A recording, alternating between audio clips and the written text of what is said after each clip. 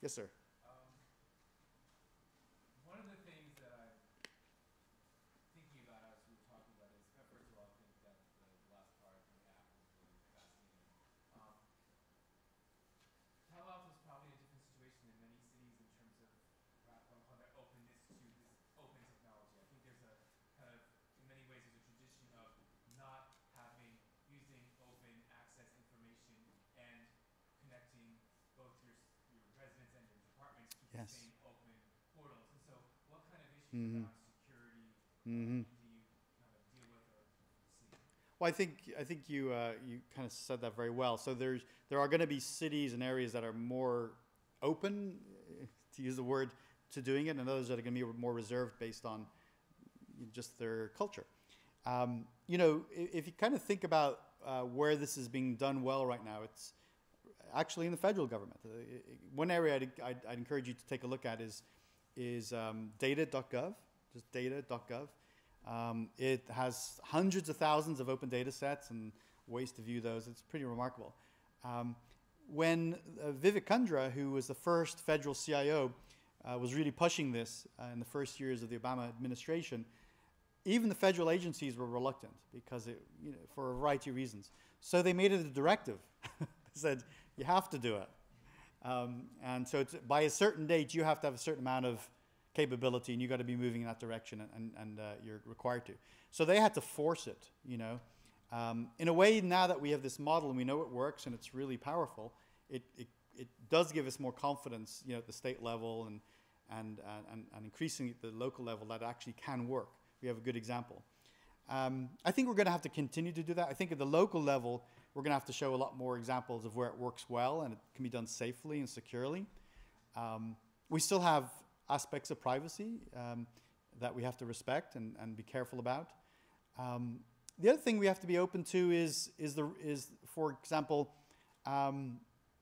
two aspects that I can think of. One of, it could create more workload in some ways, right? So if you made data available that a very smart member of the public looked at and found a pattern and said, you know what, you ought to look at this or do this work, now you're maybe creating some workload. On balance, that's probably a good thing. And the second thing is, and this forces governments to be better, is you better not publish data that's wrong or has been captured incorrectly, because that, again, if people start to analyze that and produce reports and things, you're going to be producing reports off of faulty or misleading data, and then you've got another problem. So the key thing is the data you publish, you better cleanse it and make sure it's really good quality data with integrity. And is there anything more like technologically? What's the security layer Mm-hmm. sort of technically all Mm-hmm. about? Is it standard, or is there Mm-hmm. something about that you need to do especially for this kind of setting? For the most part, the data that you would make available to open data doesn't have a security component. It's readily available information that governments hold anyway. And what you do is you make it available in a variety of formats. So different software programs and different people can access it. So, there's going to be, I would say, I kind of think about this question a few ways. In Palo Alto, we also have a utility, right? We run the electrical and gas and water. And so people pay for that online and they use their credit card, right? Their credit card information is protected. I mean, there's this considerable regulation around protecting that. That stuff we got to look after really well. That's the promise we make to the public. And so we clearly have to have security wrapped around that piece of it. But there's going to be other information like that's related to utilities, like the amount of power consumed, across an entire city. That is public information. So making sure that we separate those two cleanly, and we only make available the public stuff is a trick. I mean, it's got to be done well and with diligence. One more question? Yes, sir.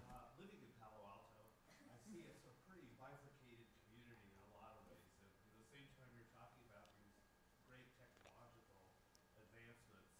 Last night the council committee voted to continue the animal shelter, which is, a real suck of money Mm-hmm. for the benefit. And so how do you balance the Mm-hmm. with the desire Mm-hmm. to move ahead with some of this technology, and you're really weighing budget decisions Mm-hmm. that are being made for emotional attachments to things versus Mm-hmm. this is the way the world is changing. It's a deep question. I think where we're at in the sort of continuum of change is we'll go after the easy things first, right? Like the data center, right? It's not that controversial. It's expensive. There are better ways to do it. The community doesn't care, and they're going to be excited when they hear that the data center costs less money, right? So we're going to go after some of the easy things. It'll be a while before we get to some of the more sensitive areas where, frankly, there's a lot of passion and a lot of emotion associated with it. Because I think we're a little ways off, I'm not worrying about it today. It's just that we have so many near-term things that we can do that are, I think, universally accepted. Delivering internal IT at a lower cost and more efficiently is something I think everyone embraces. Does that kind of get to the heart of it? Or? It's practical. Yeah. Yeah, I think maybe the external drivers help us. For instance, we all have the example of credit card payment, online credit card payment. And the two cities I worked in, the library was the first one to start that. Because we had somebody out there, our ILS, that had a program. It was relatively easy. Now, the mire we had to go through in my city with finance was another issue. But once we went all through that, then because we did it, and we were showing phenomenal rates of payment, far more than walk-in. Other city departments now want to get on the bandwagon. Same thing with Wi-Fi, 10 years ago. So I think sometimes we have to rely on our external drivers. And in Silicon Valley, it's especially, there's a lot of pressure. And people expect us to have all this really cool stuff. And quite honestly, some are shocked that some library in the Midwest is doing something way cooler than and I don't know why that is. Maybe I think fiscally, it's a big issue because we all have fiscal issues here. Mm-hmm. So, just my comment. No, thank you. Very, very good. Well, thank you very much. You're very welcome. Thank you. Thank you. Good stuff. And you can be able to stay with me.